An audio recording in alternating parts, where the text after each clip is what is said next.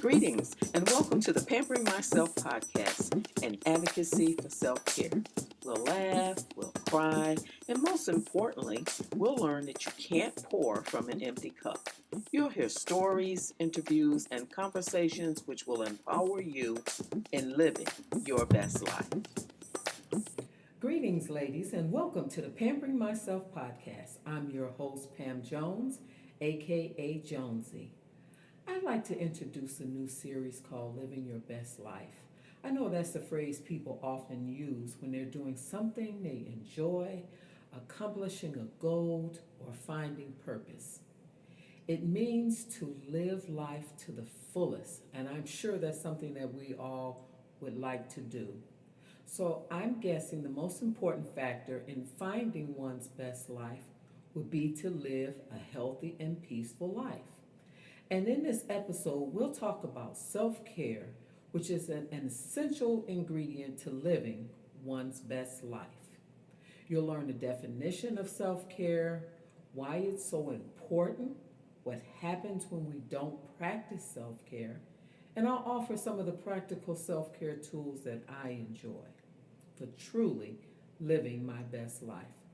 But before we get started, I have a question. I want you to really think about your answer, and most importantly, I want you to be honest with yourself. The question, do you take care of yourself? I know that sounds like a silly question, right? And I'm sure your response is like mine, of course you do. But part two of that question is how? Okay, so let's think about that for a minute. As a matter of fact, I'm going to answer that question myself.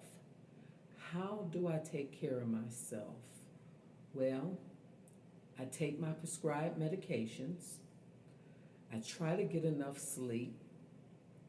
I'm pretty conscious about the foods I eat most of the time anyway. Okay, so let's say I do the best I can. I get in a little exercise here and there, and I schedule routine doctor visits. Well, you get the point. Now that I've said that out loud, that's the least I can do. Wow. It don't sound like living my best life. It sounds more like surviving. But that is a part of living your best life. Now, I did a mini survey because I was interested in how other women would answer this question. And so I only asked maybe 5 or 6, but I found they gave the same response that I did. Well, the good news is that was the old me taking care of myself, just to that extent. Today, I advocate for a better life. So what is self-care? Well, it depends. It depends on who you ask. So according to the dictionary.com, self-care is taking care of oneself without medical or other professional consultation. Now that's a pretty broad statement. I like to think of it though as being proactive versus reactive.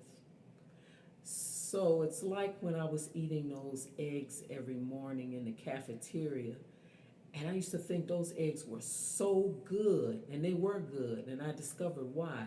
Because I would go and place my order and walk away while they made an omelet, and then I would come back when it was finished because I was walking around looking for other stuff.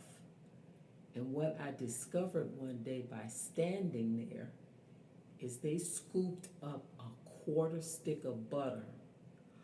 Oh, after that I couldn't take it anymore, so I had to make sure I stood there and asked them to spray my pan with Pam, because a quarter stick of butter, as many times as I ate those omelets, was detriment to my health. So I would look at this definition according to dictionary.com as me doing something by me not eating or consuming all of that butter. Now let's look at another definition, Wikipedia. Wikipedia defines self-care as the actions and attitudes which contribute to the maintenance of well-being and personal health and promote human development. Now, I'm guessing they're referring to the steps we take that gives us a better outlook on life. Certainly, having a positive attitude is an attribute to self care. Because can you imagine walking around mad all the time, being upset all the time? That would seem like to raise your stress level or certainly cause some type of internal conflict. So, Wikipedia's definition is a pretty good one of self care. And then I have one by Dictionary 2008 Nursing Edition. It says self care is defined as the practice of activities that are necessary to sustain life and health, normally initiated and carried out by the individual for him or herself. Now, I like that. That's a perfect one. The practice of necessary activities, confirming that there are things that we as individuals can do. So that to me covers it all, but in summary, self care involves activities that we do intentionally to promote well being, mental, mentally, physically, and spiritually. And although the list of things that I shared earlier on how I care for myself certainly are important, however, there are activities that I can do that will refuel my overall well being. And from a health perspective, it could help me truly live my best life. So, when we talk about living our best life, we don't necessarily talk about activities we're doing as far as events or things, but we're talking about overall. So, why is it important?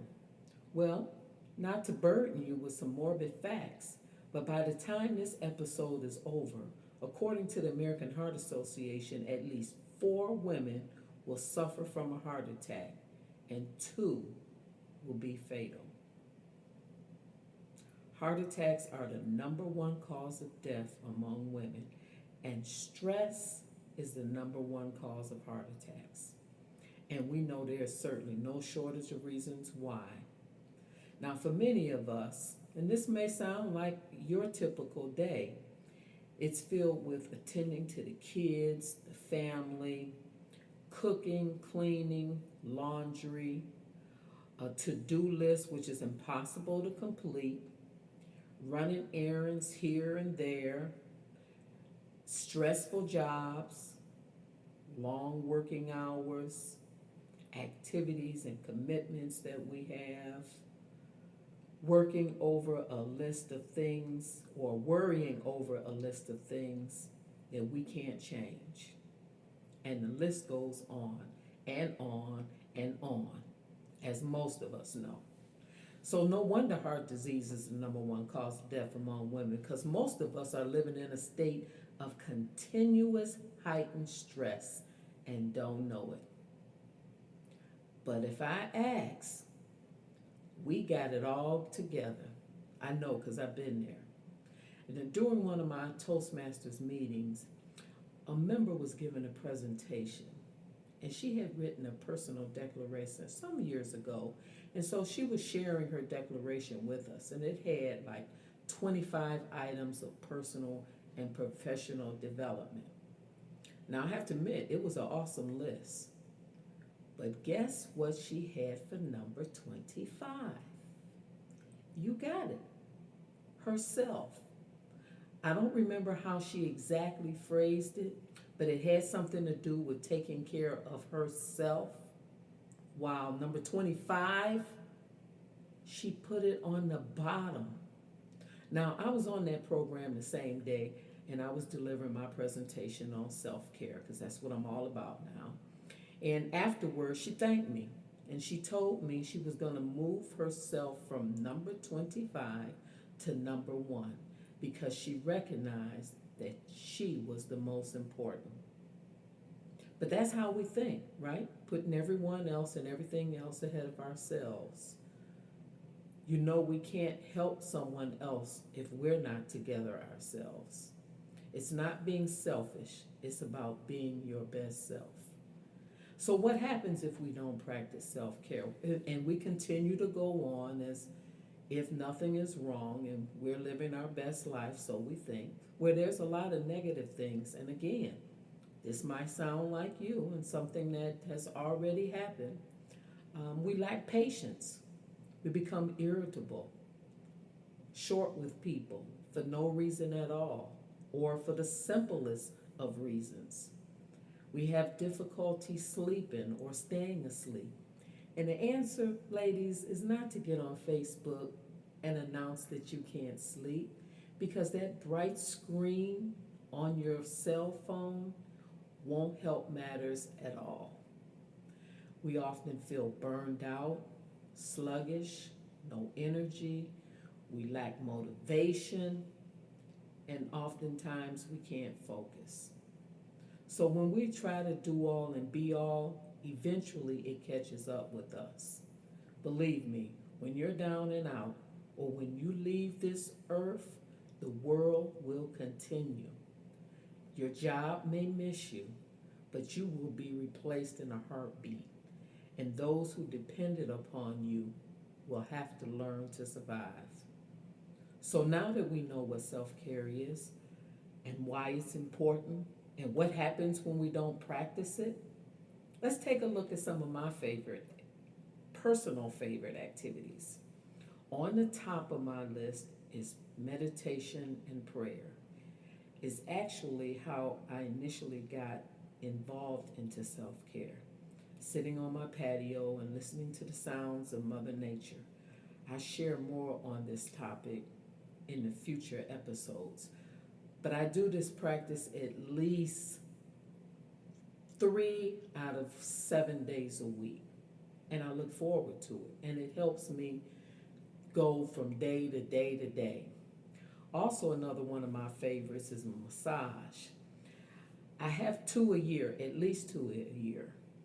Once at a full service spa where you get all the bells and whistles, and then another one at a local spa, which is more or less like an in and out of service. That is also another topic I'll go more in depth on a future episode. And of course, my gratitude journal. Staying focused on positive things versus negative. Oprah shared how this journal changed her life, and you can check her out on YouTube for inspiration, because she talked about in the beginning of her years, earlier years, that in her journal she wrote all negative things. And if you know anything about, I can't think of it right now, but what you put out into the universe is what you get back. So if you're constantly negative or speaking on negative things, then that's what will always come back to you. And once she started making that transition from the negative to the positive, then that's when her life began to change. So these are just a few things I practice and have made a big difference in my life. And there's so many ways to practice self-care. And so my intent in this series is to share as many as possible. And hopefully you'll find some that'll work for you. But please, make the time. It could save your life. And until next time, I like to leave you with this quote by Brian McGinnis. The love and attention you always thought you wanted from someone else is the love and attention you first need to give to yourself. Have a blessed week.